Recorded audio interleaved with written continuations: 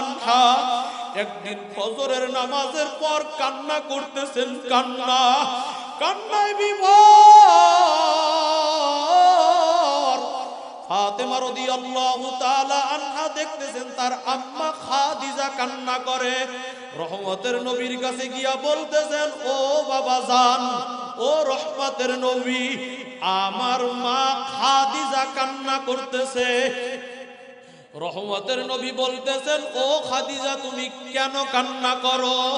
বলে, ও রহমতের নবী, আমার ভয় হয়। বলে, কিসের ভয় হয়? বলে, ও নবী, জমিনের মধ্যে যখন আমি কোনো বিপদে পড়ে যাই তখন আমার কন্যা ফাতেমা দৌড়াইয়া আসে, আমার নাতি দয় হাসান হুসাইন দৌড়াইয়া আসে, আপনি মায়ের নবী দৌড়াইয়া আসে, কিন্তু আমার বড় ভয়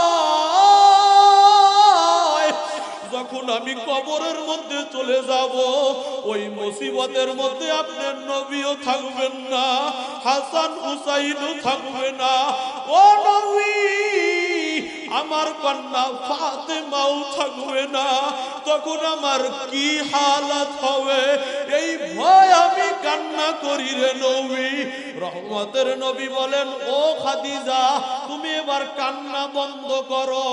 বলেন, নবী, আমি কান্না বন্ধ করতে পারি, তবে আমার শর্ত আছে। বলে, কি শর্ত? বলে, আমার শর্ত হলো, জমিন থেকে যখন বিদায় হব, আমার শরীরের মধ্যে যখন কাপনের কাপন পরাইবে, তখন আপনি নবীর জামা মোবারক দ্বারা আমাকে কাপন পরাইবেন। ও নবী, তারপর শর্ত হইল আপনি আমাকে কবরের মধ্যে রাখবেন। তারপর শর্ত হইল, নবী, যখন কবরে আমাকে রাখবেন, যখন মাটি দিয়া বিদায় দিবেন, তখন আমার কাছে দুইজন ফেরেশতা আসবে রে নবী। তখন আমাকে প্রশ্ন করবে, রবের পরিচয় দাও, ধর্মের পরিচয় দাও, রহমতের নবীর পরিচয় দাও। ও নবী, ওই প্রশ্নের জবাব আপনি দিয়া দেবেন। এই শর্ত যদি আপনি মেনে নেন, তাহলে আমি কান্নাকে বন্ধ করতে পারি। রহমতের নবী আমার বলেন, খাদিজা, তুমি আমার কষ্টের দিনের স্ত্রী রে খাদিজা। আমি যখন ওই পাহাড়ের উপরে গিয়ে আল্লাহর মুলাকাতের মধ্যে থাকতাম, হেরা গুহায়, তখন তুমি পাথরগুলা বাড়াইয়া আমার জন্য খানা নিয়ে যাইতা। মাঝে মধ্যে যখন আমি বাসার মধ্যে ফিরতাম, ওই গভীর রজনীতে দেখতাম তুমি ঘুমাইতা না, দরজার পাশে বসে থাকতা। শুধু এসে দরজায় নক করার সঙ্গে সঙ্গে তুমি দরজা খুলিয়া দিতা। মাঝে মাঝে বলতাম, খাদিজা, তুমি কেন ঘুমাও না?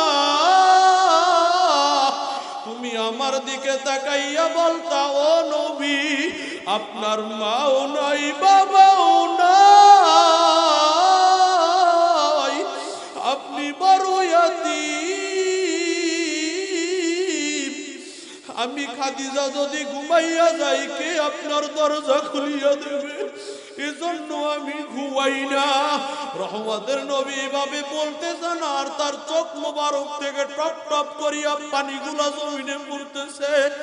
আর খাদিজা, তুমি আমাকে বলবা, শর্ত দিবা, এটা মানব না, হতে পারে না। লম্বা ইতিহাসের পরে খাদিজা রাদিয়াল্লাহু তাআলা আনহা জমিন থেকে বিদায় হলেন। এবার আমার নবী তার জামা মুবারক দ্বারা খাদিজার শরীরের মধ্যে কাপনের কাপন পেঁচাইলেন। এবার তিনি নবী গিয়া কবরের মধ্যে রাখলেন। এবার রহমতের নবী যখন তাকে মাটি দিয়া বিদায় দেয়, সাহাবারা চলিয়ে আসতেছে, কিন্তু নবী আমার আসে না। সাহাবায়ে কেরাম বলতেছেন, মনে হয় নবীর খাদিজার জন্য অনেক মায়ের জন্য আসে না। সাহাবারা নবীকে ডাকে, বলে, নবী আসেন। নবী আমার বলেন, ও সাহাবী, খাদিজার এখনো একটা শর্ত আমার কাছে বাকি আছে। একটু পর খাদিজার কাছে ফেরেশতা আসবে প্রশ্ন করার জন্য। খাদিজার কাছে ওয়াদাবদ্ধ ওই প্রশ্নের জবাব আমি নবী দিয়া দেব। ফিরিস্তা হাজির হইয়া গেলেন। এবার আল্লাহ জিব্রাইল পাঠাইয়া দেয়, ও নবী, খাদিজার প্রশ্নের জবাব আপনি দিবেন না, খাদিজার প্রশ্নের জবাব আমি আল্লাহ দিয়া দেব। ও রাকুদিয়া এলাকার মুসলমান আমার বাবা, ও পর্দার আড়ালের আম্মা জানেরা, কত কষ্ট যদি খাদিজার জীবনী পড়েন, ধন সম্পদের শেষ ছিল না, রহমত